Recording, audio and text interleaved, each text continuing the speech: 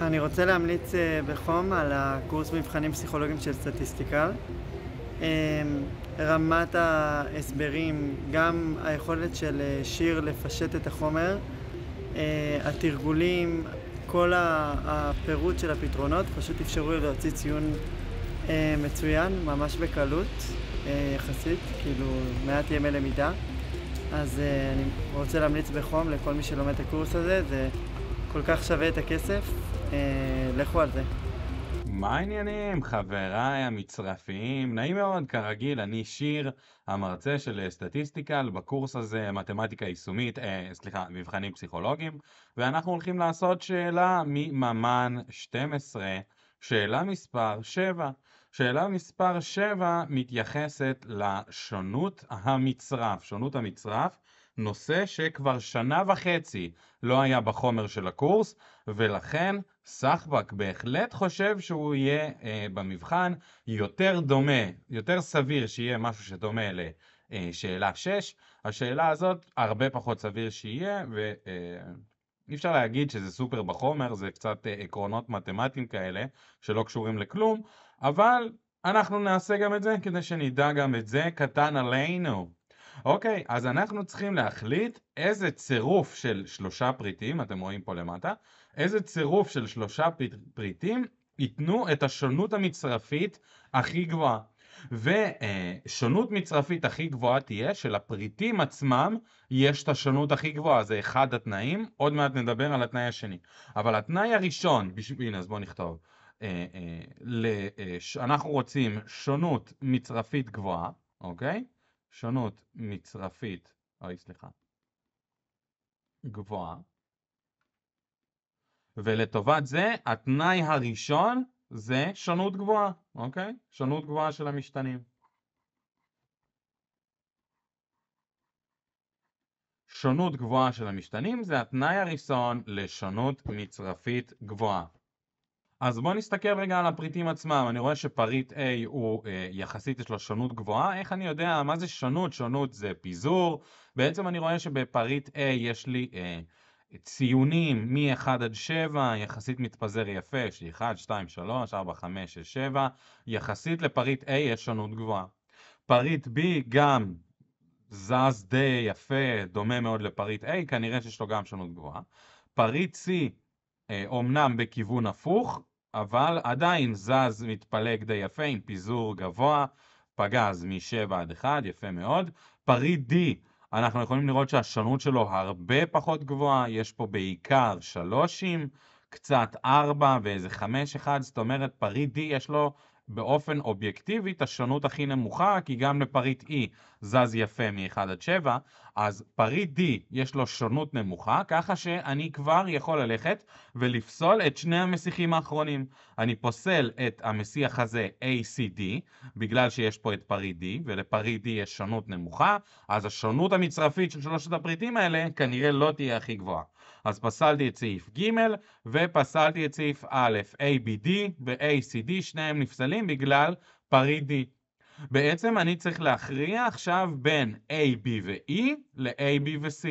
מיצו את ההבדלים, בעצם אני רוצה לבדוק את ההבדלים בין פריט E לפריט C. להחליט איזה פריט הכי טוב להצטרף ל-A ו-B, ככה שלשלושתם יהיה שונות מצרפית כמה שיותר גבוהה. בואו נביא רגע את הנוסחה של שונות המצרף.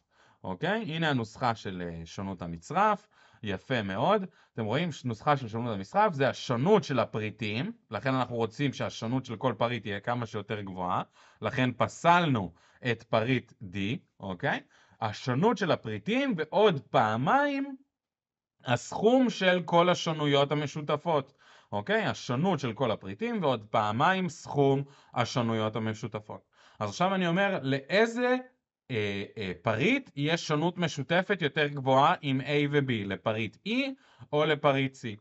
אז בואו נסתכל רגע על המצרף הראשון, A, B ו-C, אוקיי?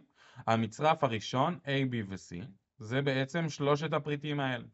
אנחנו צריכים לחשוב על השונות המשותפת של שלושתם.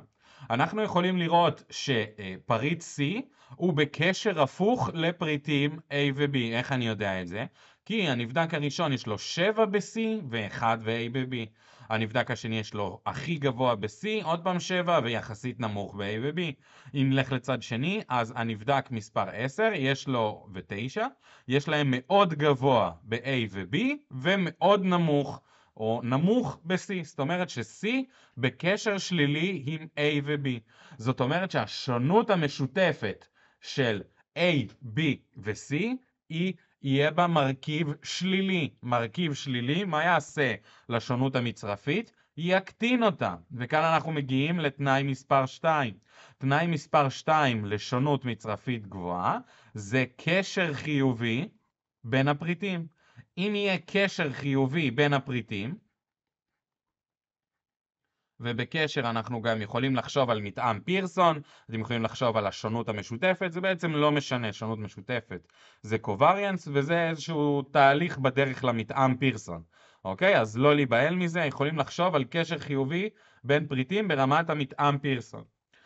אם הקשר חיובי בין הפריטים, אז החלק הזה של השונות המצרפית יגדל. אם הקשר שלילי בין הפריטים, החלק הזה של השונות המצרפית יקטן. אוקיי? אז אנחנו רוצים קשר חיובי בין הפריטים. ככל שיהיה קשר יותר חיובי בין הפריטים, מתאם יותר גבוה, השונות המצרפית תגדל. לכן C, שהוא פריט שהוא בקשר שלילי עם פריטים A ו-B, הוא מקטין את השונות המצרפית, ולכן אני מוחק גם את A, B ו-C, והתשובה הנכונה היא A, B ו-E. זה המצב שייתן את השונות המצרפית הכי גדולה. איך אני יודע? אני מסתכל A, B עם E. אני גם בבדיקה הקודמת ראינו שבכולם יש שונות גבוהה, גם A, גם B, גם E, לכל אחד יש שונות גבוהה.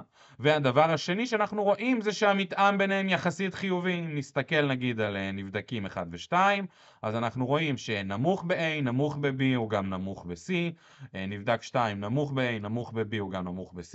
אם נסתכל על 9-10, אנחנו רואים שגבוהים ב-A ו-B הם גם גבוהים ב-E, כל זה על E, אז בעצם יש לנו כאן מתאם חיובי בין A, B ל-E. לעומת זאת היה לנו מתאם שלילי בין A, B ל-C, ולכן ב-ABC השונות המצרפית תהיה נמוכה יותר.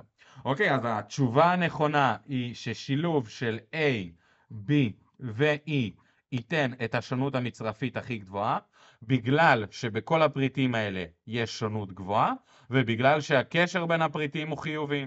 בגלל שעניין השונות גבוהה, אנחנו פסלנו את מסיח D, את פריט D, כי בפריט D הייתה שונות נמוכה, לכן פסלנו את המסיחים שקשורים ב-D, ופסלנו את המסיחים שקשורים ב-C, בגלל שהיה לו מתאם שלילי עם הפריטים האחרים, A ו-B.